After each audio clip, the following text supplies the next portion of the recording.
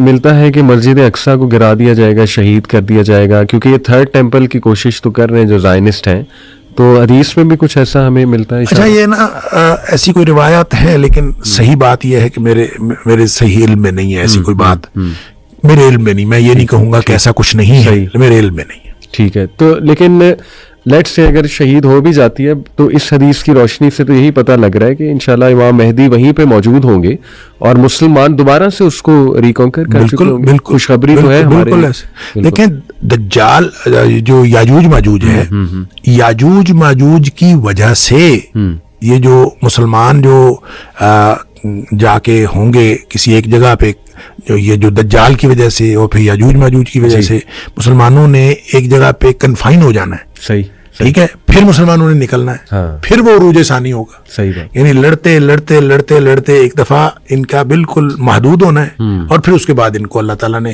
کامیابی دینی ہے. تو یہ ایک لڑائیوں کا سلسلہ ہے بہرحال, اور اس کا آغاز میں سمجھتا ہوں وہ جو شام سے ہو چکا ہے.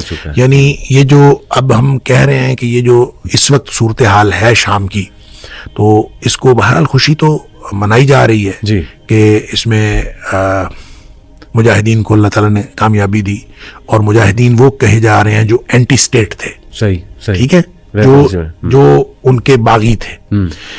اب ظاہر ہے کہ ان لوگوں نے ایک بڑی جدوجہد کی ہے 2011 سے لے کر اب 13 سال ہو گئے, اور 13 سال کی جدوجہد کے بعد ایک دم کیا ہوا کہ جو ریاستی فوج ہے اس نے کوئی مزاحمت ہی نہیں کی, جبکہ انٹرنیشنل لیول پہ ہم نے دیکھا کہ پچھلے 11 سالوں میں رشیا نے بشار کی مدد کی ہے. جی, اور رشیا نے بشار کی مدد کی, اور رشیا کے اڈے موجود ہیں وہاں پہ. صحیح, ایسے ہی. اور ایک دم کیا ہوا کہ رشیا جو ہے وہ بالکل انہوں نے بھی مدد نہیں کی, اور ریاستی فوج نے بھی کوئی مزاحمت نہیں کی, اور ایک دم اتنے وہ کمزور ہو گئے.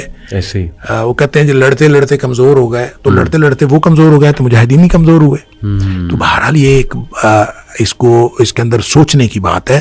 اور پھر جو وہ دوڑا ہے بشار, تو وہ گیا ہے رشیا, اور جو اس میں رشیا نے بیان دیا ہے, انہوں نے کہا جی ہماری آپس میں انڈرسٹینڈنگ ہوئی ہے. اچھا, اور انڈرسٹینڈنگ کے ساتھ ہم نے ان کو, رشیا نے جو بیان دیا ہے, انہوں نے کہا کہ بشار حکومت ان کے سپرد کر کے آیا ہے, فرار نہیں ہوا, باقاعدہ انڈرسٹینڈنگ کے تحت اس نے ان کو دی ہے, اور یہ وہاں سے نکلا. اب دیکھیں کتنی باتیں, کتنے ifs and buts ہیں اس کے اندر, اور کتنے questions ہیں, اور ایسا نہیں ہے کہ ہم کہیں کہ یہ بس ہو گیا ہے, اب اس کے بعد کیا ہونے والا ہے واللہ عالم, یہ آگے کیا ہوگا کچھ نہیں سمجھ آتی کہ کیا ہوگا.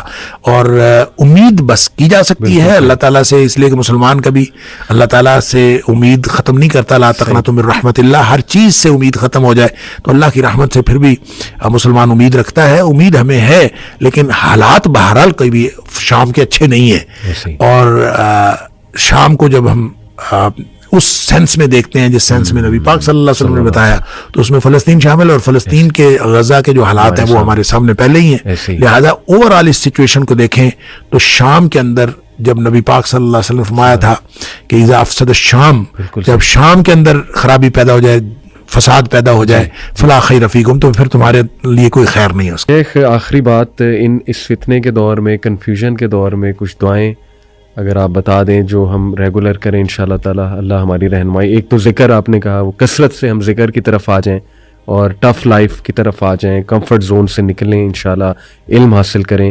دعائیں کچھ اگر آپ بتا دیں انشاءاللہ اس وقت. دیکھیں فتنے کے بارے میں ایک تو دیکھیں نا, استعاذے جتنے ہیں نا, استعاذے سے مراد ہے ہر وہ دعا جس میں اعوذ بک ہے, جس میں اعوذ بک اللہم انا نجعلک فی نحورہم ونعوذ بک من شرورہم. سبحان اللہ. ٹھیک ہے, تو یہ مثلا دشمن کے خوف سے نبی کریم صلی اللہ علیہ وسلم پڑھی ہے, تو آپ بھی یہ دعا پڑھیں. اس کے علاوہ اللہم انی اعوذ بک من الہم والحزن ونعوذ بک من العجز والکسل ونعوذ بک من البخل والجبن ونعوذ بک من غلبۃ الدین وقہر الرجال, لوگوں کے قہر سے. اللہم لا تسلط علینا من لا یرحمنا ولا یخافک فینا. یعنی ہر دعا کے اندر یہ جو جامع دعائیں ہیں نبی کریم صلی اللہ علیہ وسلم نے بتائیں, اس کے اندر ایسی کوئی نہ کوئی یہ بات موجود ہے کہ جس سے ہمیں ان چیزوں سے پناہ مانگنے کی ترغیب دلائی گئی ہے. تو لہٰذا جتنے بھی استعاذے ہیں ان کو یاد کرنا چاہیے.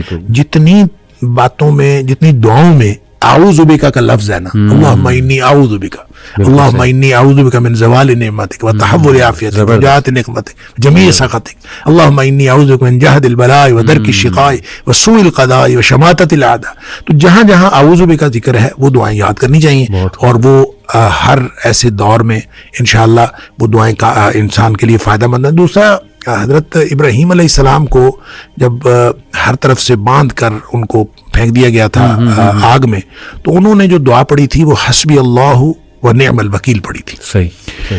تو یہ بلند ہمتی کی دعا ہے کہ آپ جب کمزور پڑھ رہے ہو نا تو آپ حسبی اللہ پڑھیں، حسبی اللہ و نعم الوکیل پڑھیں، حسبنا اللہ و نعم الوکیل پڑھیں. تو یہ دعا پڑھنی چاہیے. اسی طرح ایک دعا وہ ہے جو حدیث کے اندر، وہ جو لمبی حدیث ہے بخاری شریف کے اندر، کہ وہ آدمی جو اصحاب اخدود والا لڑکا تھا، جس لڑکے کو بادشاہ نے جادو سیکھنے کے لیے بھیجا تھا، اس نے دین کا علم سیکھ لیا اور وہ مستجاب الدعوات بن گیا. بعد میں اس کو مارنا چاہا انہوں نے، لمبی حدیث ہے اس کے مختلف باتیں، میں صرف خلاصہ پیش کر رہا ہوں. اس کو جب مارنا چاہا، اس کو پہاڑ کے اوپر لے گئے کہ پہاڑ سے اس کو نیچے پھینکیں گے، تو اس نے دعا پڑھی تھی اللہم اکفنیہم بما شئت.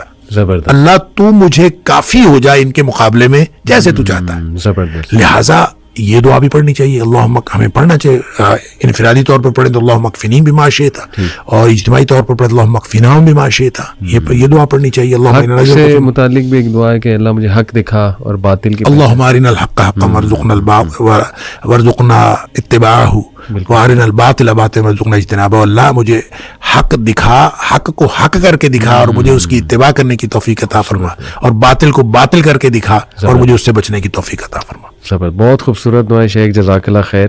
دعا بھی کیجیے گا ہم سب کے لیے. اللہ تعالیٰ ہم سب کو راہ راست پہ رکھے. اللہ تعالیٰ ہم سب کو ہدایت دے اور ہدایت پر قائم رکھے. آمین آمین. بہت شکریہ آپ کا کلیئرٹی